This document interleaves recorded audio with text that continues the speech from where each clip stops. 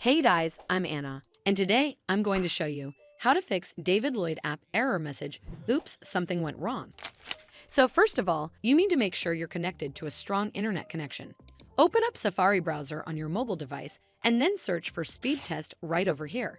Here on this page, you need to tap on Run Speed Test. The minimum speed required for David Lloyd App is usually 2 to 3 Mbps. So if it's anywhere near or above this number, that's fast enough. If your internet speed appears to be unreasonably low, then you may need to contact your internet service provider for help. This should fix the issue, but if it doesn't, then you need to make sure you're running the latest version of the app. Open up App Store on your device, and then tap on this search icon in the bottom right corner. Then search for the David Lloyd App, and if you see this update button right next to the app name, simply tap on it to make sure you're running the latest version of the app. But if you still encounter this issue, then you need to clear App Cache.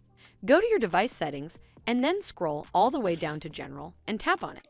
Then tap on iPhone Storage. From here, search for the David Lloyd App and then tap on it. Once you're on this screen, you need to tap on Offload App. Tap again to confirm. It'll take a bit for processing, and then a Reinstall button will show up. Simply tap on it to reinstall the app. This should fix the issue, but if it doesn't, then you need to completely reinstall the app.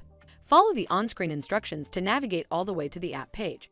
Once you're on this screen, tap on Delete App to uninstall the app from your device.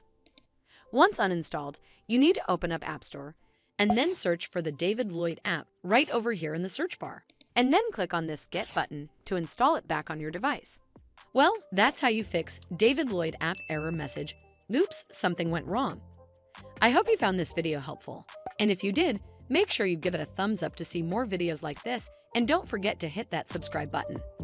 We'll see you in the next one.